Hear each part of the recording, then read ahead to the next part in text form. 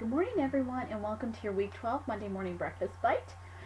We're almost at the end. Just a few more weeks, like 3 more weeks, and then we go into your final exam, so hopefully you're excited. This week, we are studying about business organizations, and also I'm going to be assigning everybody to a team by Wednesday of this week, and your team project is going to be simply to create a nonprofit organization. The teams will be made up of 3 to 4 people per team. So if you would like to be with a particular set of individuals, everybody who wants to be on the same team needs to go ahead and email me by Tuesday, I would say. Otherwise, I'm just going to go ahead and randomly assign 3 to 4 people per team. Now, with all of that said, we are also studying about business organizations this week. And business organizations pertains to the type of business that you are organizing. In other words, the type of structure that you're going to use for your business venture. So if you decide that you want to open up a hair salon, what type of business venture do you want to, business type do you want to use? Now, when you think about the business type, you want to look forward. You want to be forward thinking because you want to think, is this always going to be a small business, or is this something that I want to grow? Maybe I have this awesome idea for a new hair salon, and because of the type of idea that I have, I'm pretty confident that I may want to grow that business and make it into a national name.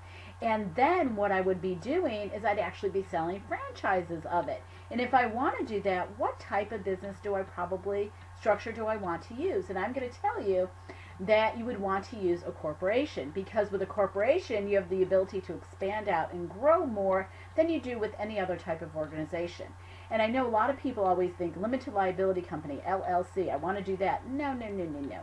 The best protection you are always going to have and the most flexibility that you're going to have with an organization is going to be with a corporate structure. Sole proprietorships are really for one-man operations. You're really going to always be a small business. You're not going to want to expand outside of that. You're a sole proprietor. Partnerships, also, you're thinking small. If you're going to have a small business and you don't plan on ever growing that any further, partnership, great idea. LLC, I never recommend LLCs because even though you can have the limited liability status, there's a lot that goes into that and it doesn't always fully protect you. It's not like a corporation protects one.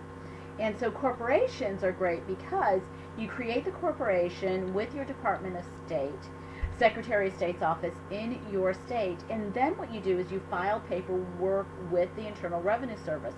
You obtain an employer ID, which you would have to do with an LLC and a partnership as well, but you obtain an LLC, an employer identification number, and you apply as a Subchapter S corporation.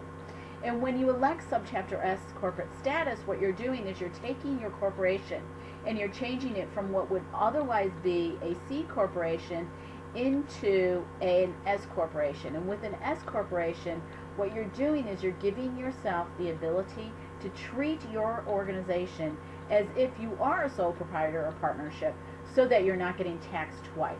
Because with a C corp, you actually get taxed as a separate entity, and then after that, the owners of the C corp get taxed on their individual interest in the corporation based on the net profits of that year.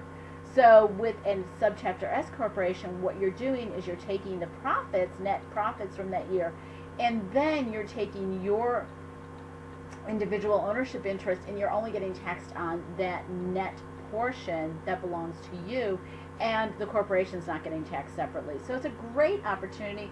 Plus, when you elect corporate status, then you also get to give yourself dividends on a quarterly basis if you want, and dividends are taxed at a much lower rate than employee income. So think about that. Now remember also though, with your corporations and with any entity that you create, you are now the agent of that organization. So go back to our agency law that we studied a couple of weeks ago, and understand that you now are an employee of your new structure, your organization.